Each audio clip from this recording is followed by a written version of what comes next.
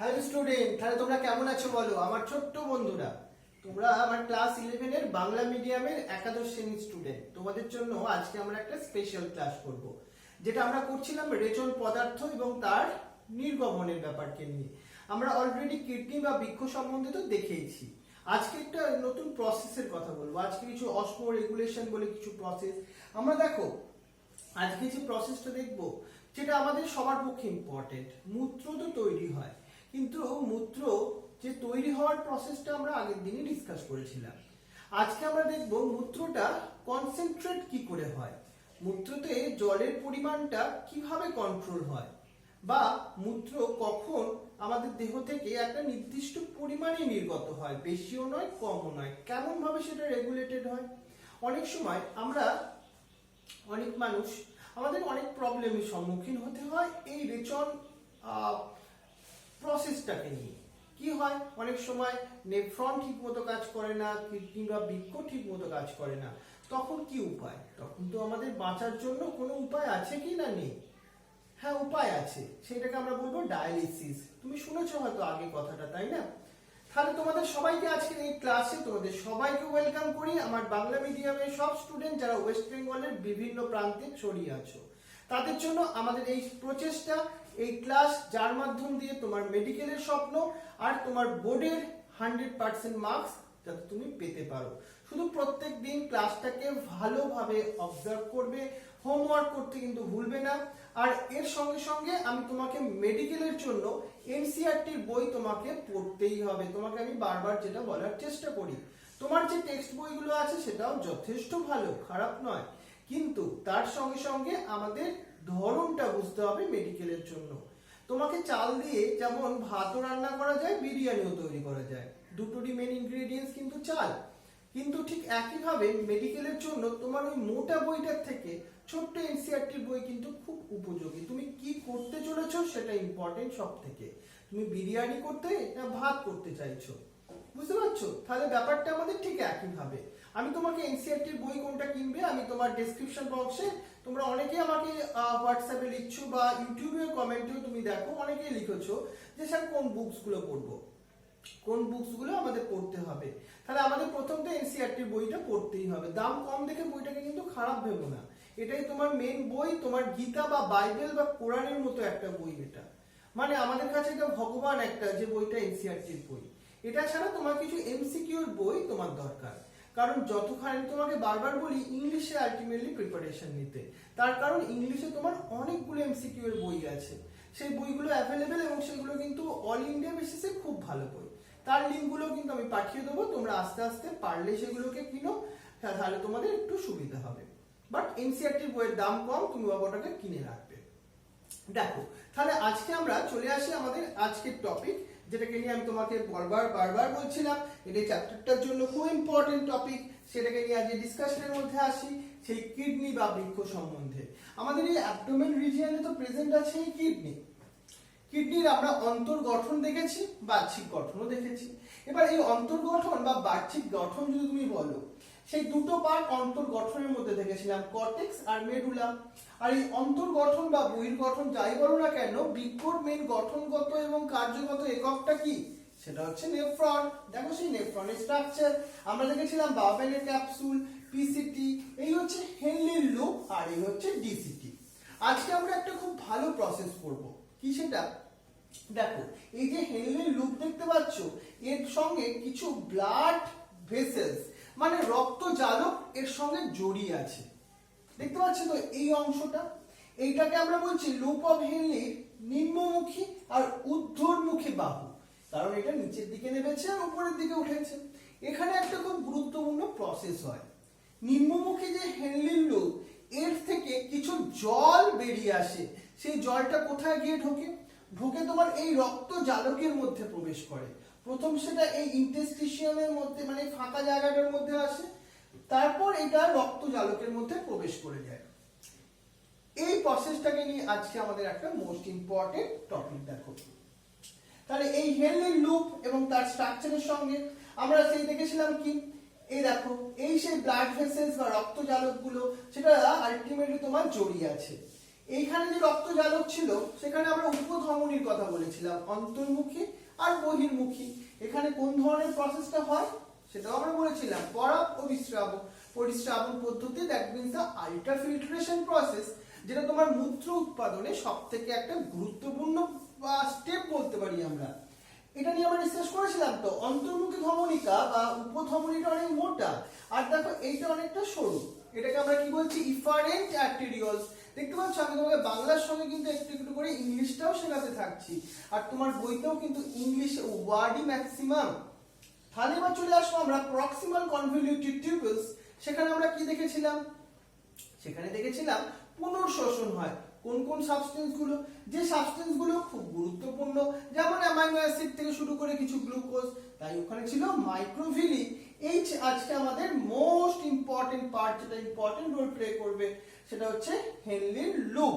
এই হেনলির লুপ এবং তার সারাউন্ডিংস, রক্তজালক কিন্তু নিয়ে আজকে আমাদের পড়ার একটা গুরুত্বপূর্ণ টপিক আসবো আমরা। তারপরের পার্টটা আমরা দেখেছিলাম ডিস্টাল কনভলিউটেড টিউবুলস অর আমরা দূরবর্তী, আমরা সংকর্ত নালিকা বলেছিলাম। তাহলে কাজী আহমেদ, বিষ্ণু, অর্মিতেশ, অরিজিৎ, বুঝতে পারলে তো ব্যাপারটা? ঝুমা, ক্লিয়ার? এবার দেখো আমরা তাহলে আজকে এই নিয়ে প্রসেসটাকে নিয়ে চলো শুরু করি আজকের আমাদের আরেকটু ইম্পর্টেন্ট টপিক। চলে আসি আমরা।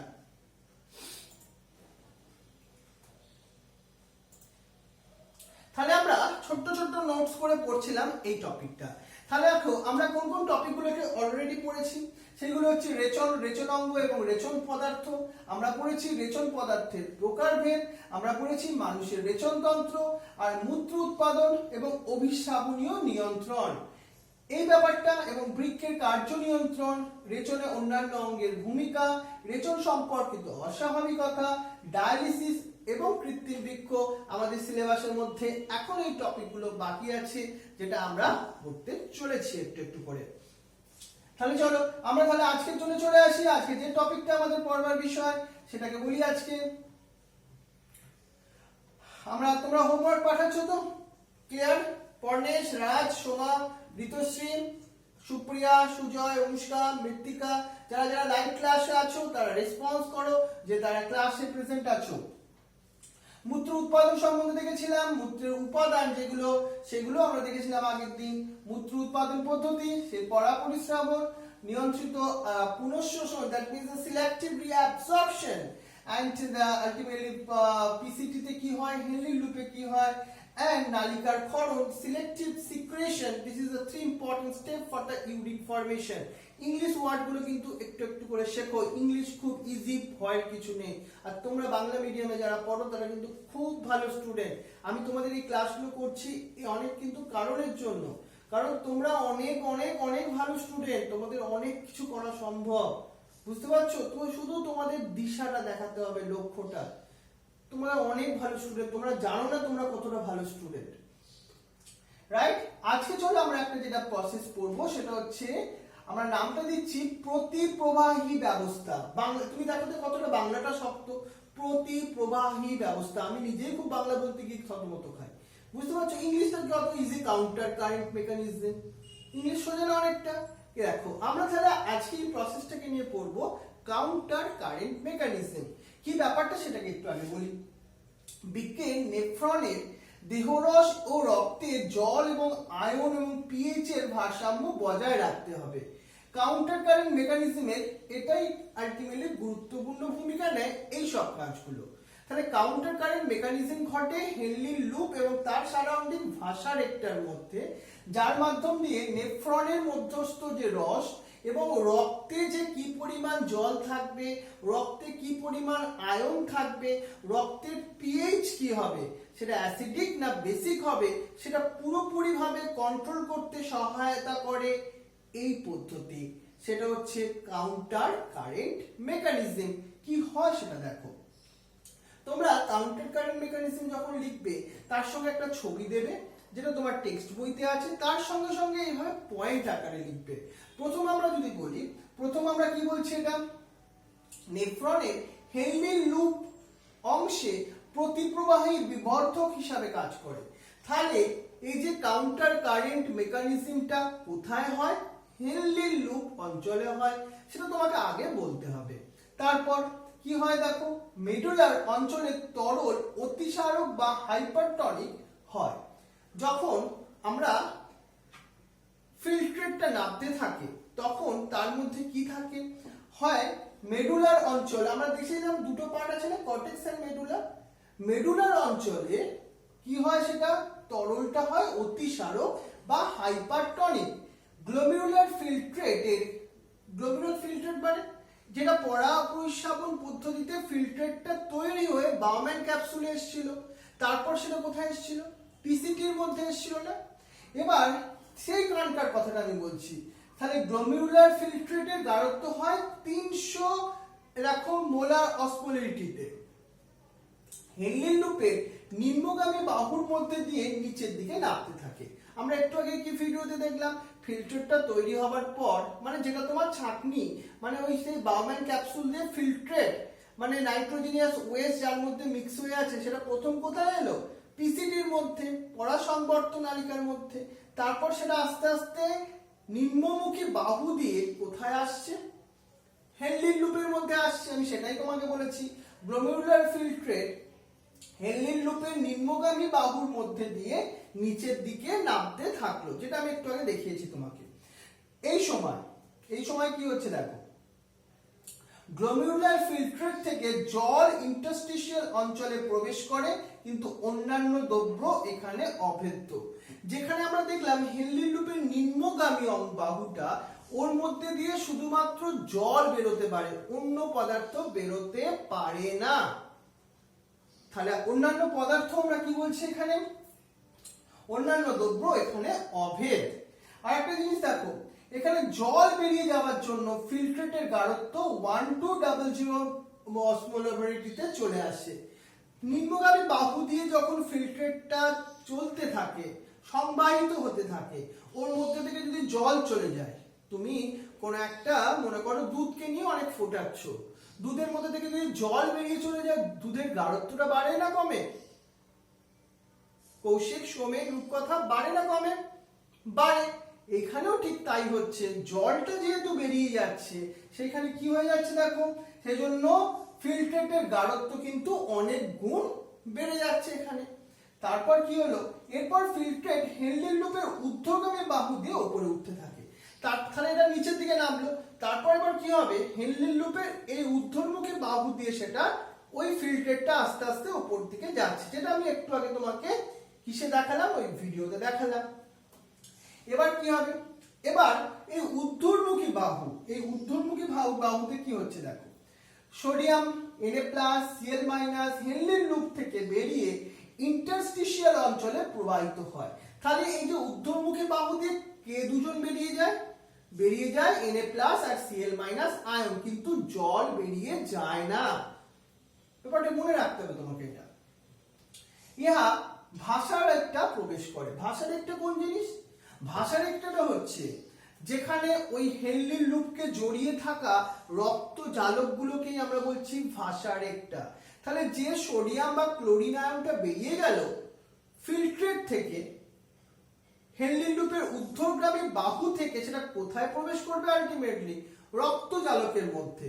রক্ত জালকের মধ্যে মানে ভাষার একটার মধ্যে। আর রক্ত জালকের মধ্যে আছে কি, সে রক্তই আছে। তাহলে কি হলো ঘটনাটা দেখো, তাহলে এরা ভাষার একটায় প্রবেশ করলো। গ্লোমেরুলাস ফিল্ট্রেট যত উপরের দিকে উঠছে, আস্তে আস্তে এটা উপরের দিকে উঠে কোথায় যাবে, ডিস্টাল কনভলিউটেড টিউবেল বা দূরবর্তী সংবর্তনালিকার মধ্যে প্রবেশ করবে। তখন কি ঘটনা ঘটছে, তাহলে গ্লোমেরুলার ফিল্ট্রেট যত উপরের দিকে উঠতে থাকে, অবস্রাবনীয় গাঢ়ত্ব কমতে থাকে। কেন কমতে থাকলো, তার কারণ ওখান থেকে সোডিয়াম আর তোমার ক্লোরিন এইসব আয়নস গুলো কমে যেতে থাকলো, ওগুলো তো বেরিয়ে যাচ্ছিল, তাই না, এই কারণের জন্য। তাহলে তখন সেটা কমে কত হয়ে গেল, 100 অসমোলারিটিতে চলে এলো। তাহলে বুঝলাম, একটা সময় যখন জল বেরিয়ে গেল তখন গাঢ়ত্ব বৃদ্ধি পেতে থাকলো। একটা সময় যখন আয়নস গুলো, তোমার একটা চিনির দ্রবণ তৈরি করেছো, মা তোমাকে শরবত তৈরি করে দিয়েছে, এবার আমি ওখান থেকে যদি সব চিনি তুলে নিই, তাহলে আলটিমেটলি কি তার গাঢ়ত্ব বাড়বে না কমবে? কমবে। এখানে সেই ঘটনাটাই হলো, সোডিয়াম ক্লোরিন আয়নস গুলো তো বেরিয়ে গেল, সেই কারণের জন্য 100 অসমোলারিটি তৈরি হলো। তোমার গাঢ়ত্বর সূচক। তাহলে এইভাবে প্রতিপ্রবাহ ব্যবস্থা ঘটতে থাকে, এটাকে আমরা বলছি কাউন্টার কারেন্ট মেকানিজম। ক্লিয়ার হলো ব্যাপারটা? তোমাকে একদম ইজি করে কি বললাম আমরা বললাম। তাহলে তোমাকে মোস্ট ইম্পর্টেন্ট জিনিসটা আরেকবার তোমাকে একবার ভিডিও আকারে দেখায়।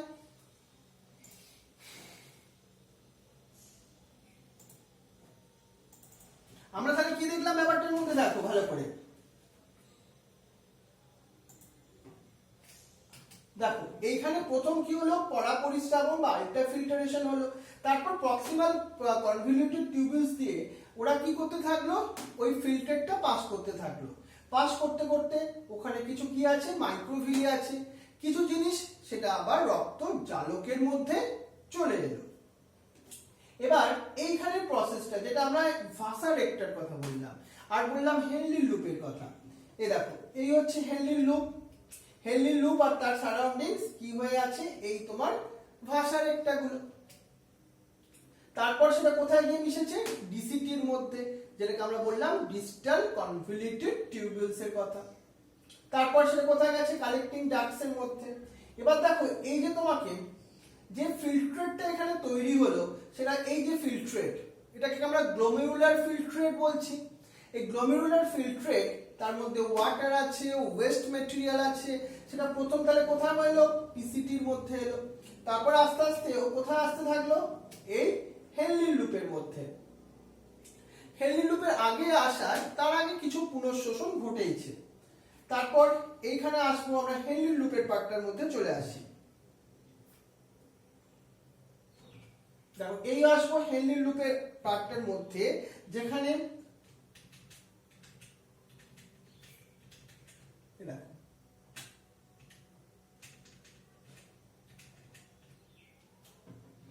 তাহলে আমরা এইখানটায় কি দেখলাম, এই হেনলি লুপ, এটা তার নিম্নগামী অংশ আর এখানে ঊর্ধ্বগামী অংশ। এই নিম্নগামী অংশে থেকে জলটা বেরিয়ে গেল, জলটা বেরিয়ে গেলে সেটা কোথায় গিয়ে ঢুকলো, রক্তজালকের মধ্যে। ঊর্ধ্বমুখী বাহুটা থেকে কি বেরোলো, সোডিয়াম বেরোলো, ক্লোরিন বেরোলো, মানে মেন যে সলিউট মানে দ্রাব্যগুলো সেইগুলো বেরিয়ে গেল। তাতে কি হয়ে যাবে, কনসেন্ট্রেশন তো কমতেই থাকবে। এইটাকে আমরা বললাম কাউন্টার কারেন্ট মেকানিজম। তাহলে ব্যাপারটা ক্লিয়ার হলো তো? চলো এবার আমরা নেক্সট যাই। চলো আমাদের নেক্সট টপিক,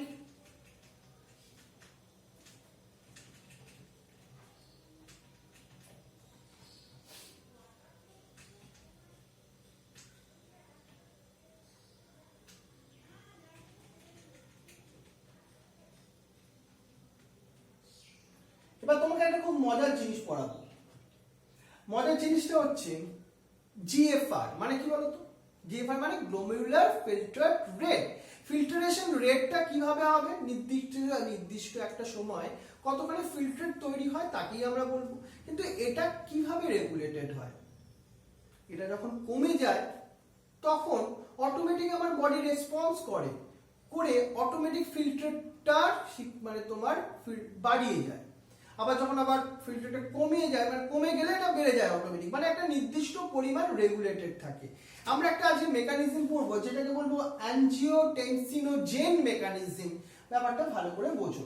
এই হচ্ছে সেই বাউম্যান ক্যাপসুল, বাউম্যান ক্যাপসুল, এই হচ্ছে সেই গ্লোমেরুলাসের কথা আমরা বলেছি বারবার, তাই তো? গ্লোমেরুলাসের মধ্যে সেই পোডোসাইটস এর কথা, ছোট ছোট সেই সিল্ট পোরেট করা হয়েছে। এইখান থেকে নাইট্রোজেনিয়াস ওয়েস্ট মেটেরিয়াল গুলো রিলিজ হয়ে যায়, বেরিয়ে যায়। দেখতে পাচ্ছ এই যে ছোট ছোট পোর্স গুলোকে বলছিলাম সিল্ট স্পোর, এইগুলো কোথায় চলে এলো, বাউম্যান ক্যাপসুলস এর মধ্যে চলে এলো। এরপর এই পার্টটা দেখো, আমরা বলেছিলাম তোমাকে দুটো আর্টেরিয়লস থাকে উপধমনী। কি কি সেগুলো, অ্যাফারেন্ট আর ইফারেন্ট, অন্তর্মুখী আর বহির্মুখী। এখানে সেটাই আমরা দেখতে পাচ্ছি, অন্তর্মুখী আর বহির্মুখী। এফারেন্ট মানে কি, বহির্মুখী। দেখতে পাচ্ছ কি করে দেখে বুঝলাম বলো তো? কারণ দেখতে পাচ্ছ এই ডায়ামিটারটা অনেকটা ছোট। ইফারেন্টের ডায়ামিটার সবসময় ন্যারো হবে, ছোট হবে, ভালোভাবে মাথায় ঢোকাও। এই যে ইফারেন্ট আর্টেরিওলের গায়ের ওপর কিছু কিছু স্পেশালাইজ সেল আছে, দেখো এই সেলগুলোকে নিয়ে আমরা বলবো জাস্টা গ্লোমেরুলার সেলস। এই হচ্ছে উল্টো দিক দিয়ে ঘুরে না, ওই তোমার ডিসিটি পার্টটা এইভাবে বেরিয়েছে। ডিসিটি মানে ডিস্টাল কনভলিউটেড টিউবিউল, দূরবর্তী সংবর্ধনালিকা। আমরা তাকে এইভাবে কেটে দিয়েছি। এইভাবে কেটে আমরা দেখতে পাচ্ছি। এইভাবে কি হয় দেখতে পারে। এবার এই যে স্পেশাল পার্টটাকে আমরা বলছি দেখো, এবার এই পার্টটার নামটা নিয়ে বলছি। এই যে সেলস গুলোর কথা বলছি দেখতে পাচ্ছ, এই সেলস গুলোর নাম জাক্সটাগ্লোমেরুলার অ্যাপারেটাস অর জাক্সটাগ্লোমেরুলার সেলস, যারা ব্লাডের ধমনীর উপর বসে আছে, জাক্সটাগ্লোমেরুলার সেলস গুলো। এর মধ্যে কি থাকে জানো? এর মধ্যে আমরা পড়ছি কি দেখো, এই জাক্সটাগ্লোমেরুলার সেলস কেমন দেখতে, দুটো এন্ডটা একটুখানি সরু, এই দেখতে পাচ্ছ দুটো সরু অংশ আছে এর মধ্যে। এর মধ্যে একটা সাইটোপ্লাজমের মধ্যে ছোট ছোট ভেসিকেল আছে, ভেসিকেলের মধ্যে রেনিন পূর্ণ হয়ে আছে। কি আছে? রেনিন। এবার দেখো রেনিন তো পূর্ণ হয়ে আছে, কিন্তু সেটা ইনঅ্যাক্টিভ ফর্মে আছে, তাই সেটাকে আমরা বলছি প্রোরেনিন। কি বলছি আমরা? প্রোরেনিন। প্রোরেনিন প্রথমে রেনিনে কনভার্সন হয়, হয়ে সেটা ব্লাডের মধ্যে চলে এলো। দেখো ব্লাডের মধ্যে একটা প্রোটিন ততক্ষণে ঘোরাফেরা করছিল রক্তরসের মধ্যে, যাকে আমরা বললাম অ্যাঞ্জিনোটেনসিনোজেন। সেটা রেনিনের সঙ্গে রিঅ্যাকশন করে কি তৈরি হলো? অ্যাঞ্জিনোটেনসিন 1। এবার অ্যাঞ্জিনোটেনসিন 1 থেকে তৈরি হলো অ্যাঞ্জিনোটেনসিন 2, যা কি করছে তোমার, এই দেখো ব্লাড ভেসেলস এর উপর গায়ের সঙ্গে ঢুকে ব্লাড ভেসেলস কে আরো অনেক বেশি ন্যারো করে দিচ্ছে, সরু করে দিচ্ছে। এতে কি লাভ হবে তোমার? লাভটা হবে, এই যদি পাইপটা ছোট হয় ব্লাড প্রেসার বাড়বে না কমবে? নিশ্চয়ই বাড়বে। বাড়লে কি হবে? জিএফআর রেটটা কমে গেছিল, মানে তোমার ছাঁকনি দিয়ে তোমার চাপ বেরোচ্ছিল না, তোমাকে তখন কি করতে হলো? চাপ দিতে হলো। এখানে সেই চাপটাই দেওয়া হলো, যাতে ফিল্টারেশন, যে ফিল্ট্রেটটা আগের মতো রেগুলেটেড ভাবে নির্গত হতে পারে। তাহলে এইটা আমাদের একটা গুরুত্বপূর্ণ প্রসেস। এর সঙ্গে সঙ্গে ঠিক একইভাবে আমাদের বডিতে না অসমো রেগুলেশন হয়। কি সেই অসমো রেগুলেশন প্রসেস? চলো এবার তোমাকে একটু বোঝাই।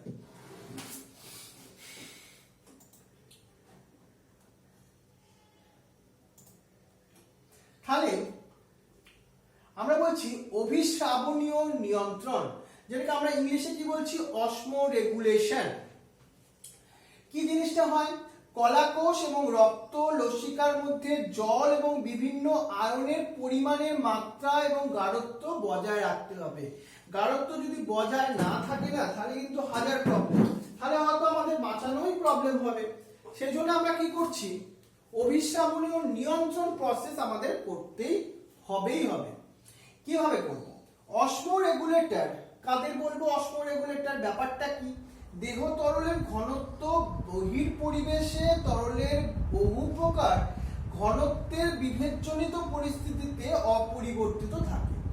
যাই হোক না কেন, একটা তরলের মধ্যে তার অভিস্রাবনীয় যে চাপ বা তার বিভিন্ন বস্তুর যে ঘনত্ব, সেটা যেন কি থাকবে? অপরিবর্তিত রাখতে হবে। তাকে আমরা বলবো অসমো রেগুলেটর। তাহলে অসমো রেগুলেটরটা ভালো করে বোঝাচ্ছি, আরেকবার শুনুন। দেহ তরলের ঘনত্ব বহির পরিবেশের তরলের বহু প্রকার ঘনত্বের বিভেদজনিত পরিস্থিতিতে অপরিবর্তিত থাকে। অসমো কনফর্মার কারা? যেসব প্রাণীদের ক্ষেত্রে দেহ তরলের অসমোটিক ঘনত্ব বহির পরিবেশের তরলের ঘনত্বের সাথে সমান হয়। বাইরের পরিবেশের ঘনত্বের সঙ্গে একটা প্রাণীর নিজের ঘনত্ব, দেহরস বলো বিভিন্ন প্রকার তরলের ঘনত্ব সমান হয়ে যায়। আর অসমো রেগুলেটর কারা? বাইরের পরিবেশের ঘনত্ব যাই হোক না কেন, তার নিজস্ব তরলের ঘনত্ব ওরা সব সময় অপরিবর্তিত রাখতে সক্ষম। আমরা গরিব মানুষ, আমাদের কি হয়? গরম পড়লে আমাদের তো খুব কষ্ট হয়, আমাদের বাইরের যা টেম্পারেচার সেখান থেকে আমাদের মানিয়ে নিতে হয়। কিন্তু অনেক আমরা হচ্ছে অসমো কনফর্মারের মতো। কিন্তু যারা বড়লোক মানুষ, তাদেরকে কি করে? এসি লাগিয়ে রাখে। তাদের বাইরের পরিবেশ যাই হোক না কেন, তারা কন্ট্রোল করতে পারে, রেগুলেট করতে পারে। এসি জ্বালিয়ে দেয়, ঘর ঠান্ডা থাকে। সেইভাবে অসমো রেগুলেটরের কথা বললাম, এই ব্যাপারটা ভালো করে আমাদের মনে রাখতে হবে। এবার আমরা একটা নতুন প্রসেস নিয়ে কথা বলি, যেটাকে আমি বলছি মিকচুরেশন, মানে মূত্র ত্যাগ। মূত্র তো তৈরি করলে চলবে না, মূত্রটাকে ত্যাগ করতে হবে, তাই না? এই মূত্র ত্যাগ করবে কি করে? না, আমি সেই প্রসেস তোমাকে শেখাচ্ছি না, সেটা তুমি জন্ম থেকেই শিখে গেছো কিভাবে মূত্র ত্যাগ করতে হয়। কি করে শিখলে? কে শেখালো তোমাকে? মা শিখিয়েছে মূত্র ত্যাগ করতে? না, এটা তোমার রিফ্লেক্স অ্যাকশন, তোমার নার্ভাস সিস্টেম যেটা তোমাকে অটোমেটিক করায়। বুঝতে পারছো? এটা তোমার জীবনের একটা বড় অ্যাচিভমেন্ট। তোমরা ডাক্তার হওয়ার স্বপ্ন দেখো, ডাক্তার হওয়ার স্বপ্ন থেকে এই মূত্র ত্যাগ করাটা অনেক কঠিন কাজ, যেটা তোমাকে অলরেডি তুমি জীবনে সাকসেসফুল হয়ে এসছো। তুমি ভাবো তো, যে মানুষের মূত্র অটোমেটিক ত্যাগ করতে সে পারছে না, তাকে মূত্র ত্যাগ করানোটা কতটা কঠিন। তোমার বডিতে যে বৃক্ক আছে সেটা কত সুন্দরভাবে কাজ করছে, মানে তুমি অলরেডি সাকসেসফুল হয়ে আছো অনেক কঠিন দিকে, তার থেকে মেডিকেলে চান্স পাওয়া কিন্তু অনেক সোজা। তুমি একটা ডায়ালিসিস করতে গিয়ে দেখবে, আমি তোমায় নেক্সট দিন পড়াবো, দেখবে ব্যাপারটা কত কঠিন। তোমার বডিতে কিন্তু সবসময় এই ধরনের পদ্ধতি ঘটছে, তাই না? দেখো তাহলে কি হয় এখানে। আমরা দেখছি যে পদ্ধতিতে মানবদেহে মূত্রাশয়ে সঞ্চিত মূত্রথলি এবং মূত্র ছিদ্রের মধ্যে দিয়ে দেহের বাইরে নির্গত হয়, তাকে আমরা বলছি মূত্রত্যাগ বা মিকচুরেশন। ইংলিশটা দিয়েও আসতে পারে কিন্তু মিকচুরেশন ওয়ার্ডটা। তাহলে আজকে আমাদের কি কি হোমওয়ার্ক থাকলো আজকে ক্লাসের থেকে? সেটা হচ্ছে মূত্র উৎপাদন পদ্ধতিটা লেখো, সেটা আমরা আগের দিনই কোশ্চেনটা দিয়েছিলাম। তোমরা যারা এখনো হোমওয়ার্ক করনি সেটা কিন্তু বাবা এক্ষুনি লিখে দাও খুব তাড়াতাড়ি। এছাড়া মূত্র উৎপাদনে কাউন্টার কারেন্ট মেকানিজম পদ্ধতিটির ব্যাখ্যা করো, ঠিক আমি যেভাবে লিখেছি ওইভাবে লিখবে, তার সঙ্গে সঙ্গে একটা ছবি দিতে ভুলবে না। আর টিকা লেখো অসমো রেগুলেশন আর মূত্র ত্যাগ। তাহলে আমরা আরেকটা জিনিস তোমাকে আজকে একটু কিন্তু পড়াবো, যেটা একটু আগে পড়ালাম, যেটা হচ্ছে বৃক্কের কার্য নিয়ন্ত্রণ কিভাবে হলো। এক নম্বর প্রসেসটাকে আমি তোমাকে বলবো জাক্সটা গ্লোমেরুলার অ্যাপারেটাসের থ্রু দিয়ে। ঠিক তুমি এইভাবে লেখো। প্রথমে শোনো ভালো করে, যকৃৎ লিভার, ওখান থেকে কি তৈরি হয়েছে? অ্যানজিওটেনসিনোজেন। এই পদার্থটা লিভারের মধ্যে বা যকৃতের মধ্যে তৈরি হওয়ার পরেও কোথায় গিয়ে মিশেছে জানো? রক্তের মধ্যে গিয়ে মিশেছে। আমরা ভিডিও গিয়ে দেখলাম না, রক্তের মধ্যে অ্যানজিওটেনসিনোজেন, সেই জিনিসটা। এবার আমাদের বহির্মুখী উপধমনীর মধ্যে কে ছিল? জাক্সটা গ্লোমেরুলার অ্যাপারেটাস ছিল, জাক্সটা গ্লোমেরুলার সেল ছিল, ওর মধ্যে ছোট ছোট ভেসিকেলের মধ্যে রেনিন ছিল। রেনিনটা কোথায় বেরিয়ে এলো? রক্তের মধ্যে। রক্তের মধ্যে অ্যানজিওটেনসিনোজেন ছিল, তার সঙ্গে রেনিনের একটা বিক্রিয়া হলো, বিক্রিয়া হয়ে কি তৈরি হলো? অ্যানজিওটেনসিন 1। এই অ্যানজিওটেনসিন 1 থেকে তৈরি হলো অ্যানজিওটেনসিন 2। এবার এই অ্যানজিওটেনসিন 2 কিন্তু খুব কার্যকরী একটা জিনিস। কিভাবে কাজ করবে চলো তোমাকে দেখাই। এই অ্যানজিওটেনসিন 2 প্রথম রক্তবাহকে কি করলো? আমি তোমায় দেখিয়েছি, সেটা সংকোচন করলো, তাতে রক্তচাপ বৃদ্ধি পেল। রক্তচাপ বৃদ্ধি পেলে জিএফআর বৃদ্ধি পেল। এটা ছাড়া ও কি করে? Adrenal cortex. এই অ্যাড্রিনাল কর্টেক্স মানে কি জিনিস? এটা একটা গ্রন্থি, অ্যাড্রিনাল গ্রন্থি। তার কর্টেক্স অঞ্চলকে ও অ্যাক্সিলারেট করে। করলে কি হয়? ওখান থেকে অ্যালডোস্টেরন বলে একটা হরমোন নির্গত হয়, যা কি করে? জলের পুনঃশোষণ বাড়িয়ে দেয়। জলের পুনঃশোষণ বাড়িয়ে দিলে কি হবে? রক্তের পরিমাণ বৃদ্ধি পাবে, কারণ জল তো অনেকটা পুনঃশোষিত হয়েছে, তখনই জিএফআর বৃদ্ধি পায়। এইভাবে কাজ করে অ্যানজিওটেনসিনোজেন মেকানিজম। বললে ঠিক এইভাবেই কিন্তু লিখবে, দেখবে অনেক ব্যাপারটা ইজি হয়ে যাবে তোমার পক্ষে। এছাড়াও মনে রাখবে অ্যাট্রিয়াল নিউরিটিক ফ্যাক্টর, যেটাকে আমরা বলছি এএনএফ, সেটাও রেগুলেশন করতে মূত্রর পরিমাণকে গুরুত্বপূর্ণ ভূমিকা নেয়। কিন্তু জিনিসটা কি? ফুল ফর্ম তো জানলাম, এএনএফ মানে অ্যাট্রিয়াল নিউরিটিক ফ্যাক্টর। এটা হৃৎপিণ্ডের অলিন্দ অঞ্চলে চলো। হৃৎপিণ্ড অলিন্দ আর নিলয় ছিল, মিশ্রিত প্রোটিন জাতীয় একটা পদার্থ। এটা কি করে? রক্তবাহকে প্রসারক রূপে কাজ করে, মানে এটা প্রসারিত করে। তার সঙ্গে দেহে সোডিয়াম এবং জলের সাম্যাবস্থা বজায় রাখতেও সহায়তা করে। আর একটা হচ্ছে, সেটা হচ্ছে আমাদের এডিএইচ, অ্যান্টি ডাইউরেটিক হরমোন। এর কি কাজ? কোথা থেকে নির্গত হয় এটা? দেখো, প্রথম আমরা দেখি হাইপোথ্যালামাসে একটা উদ্দীপনা সৃষ্টি হয়েছে। এই হাইপোথ্যালামাস থেকে একটা তোমার এডিএইচ তৈরি হয়েছে হাইপোথ্যালামাসের মধ্যে। এসে পশ্চাৎ পিটুইটারির উদ্দীপনাকে প্রবাহিত করলে এডিএসটা পশ্চাৎ পিটুইটারিতে ক্ষরিত হয়ে গেছে। ক্ষরিত হলে কি হবে? রক্তের চাপ হ্রাস পেয়েছে। কারণ কেন? কারণ ও জলকে পুনঃশোষণ করে নিয়েছে। সঙ্গে সঙ্গে ও দেখো হাইপোথ্যালামাসের উৎপাদন সৃষ্টিটাকে কমিয়ে দেবে। এইভাবে রক্তের মধ্যে জলকে পুনঃশোষণ করে এডিএইচ অ্যান্টি ডায়াবেটিক হরমোন মূত্রকে উৎপাদন এবং মূত্র উৎপাদনের রেগুলেশন কন্ট্রোল করতে গুরুত্বপূর্ণ ভূমিকা নেয়। তাহলে আজকে আমরা এই কন্ট্রোল ব্যাপারটাকেও বুঝে নিলাম। তোমরা কিন্তু খুব ভালোভাবে হোমওয়ার্ক করবে, মজা করে হোমওয়ার্ক করবে, মজা করে পড়াশোনা করবে। বায়োলজি সাবজেক্টটা কিন্তু ভেরি ইন্টারেস্টিং, মুখস্থ করে একে নষ্ট করবে না। তোমাদের সবাইকে আজকে আমি থ্যাংক ইউ জানাই। কৌশিক, সৌমেন, রূপকথা, সুমনা, দিলরা, সুপ্রিয়া, সুজয়, অনুষ্কা, মৃত্তিকা, প্রীতম, ঋতুশ্রী, সোমা, রাজ, বর্ণেশ, শিবা, অভিসারিকা, অপলা, সায়ন, দেবাঞ্জন, সুমিত, নাজমা, প্রিয়তমা, নেহা, মোহাম্মদ সাহিল, রিয়া, বনানী, সৌম্য, বাণী, অরিজিৎ, অনিমেষ, বিষ্ণু, কাজী আহমেদ, রঞ্জন, ইনজামুল, শুক্লা, পম্পা, আফাজুল, তপস্বী, সুব্রতা, অর্পিতা, আমিরুল, সরোজ, শম্ভুনাথ, আলফেশ্বরী, অলোকেশ।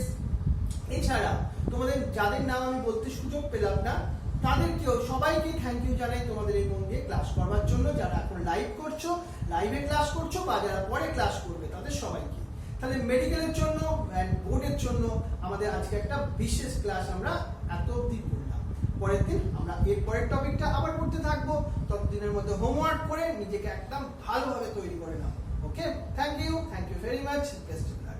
আর তোমাকে আমি যেখানে ইউটিউবের ডেসক্রিপশন সেকশনে আমি কিছু বইয়ের কথা বলে দেবো, যে এনসিইআরটির বই আর এমসিকিউ এর বই, তোমরা ওই বইগুলো দেখতে পারো। ইচ্ছা হলে কিনবে, না ইচ্ছা হলে কিনবে না, সেটা তোমার ব্যাপার। কিন্তু আমি কিছু ডেসক্রিপশন বক্সে এই ধরনের কিছু লিঙ্ক পাঠিয়ে দেবো। তার সঙ্গে সঙ্গে এই চ্যাপ্টারের নোটসেরও কিন্তু লিঙ্ক পাঠিয়ে দেবো। আমাকে চাইবার কোনো দরকার নেই, এটা তোমার অধিকার এই নোটসটা পাও, কারণ তুমি আমার খুব কাছের স্টুডেন্ট, সেই কারণের জন্য। Thank you.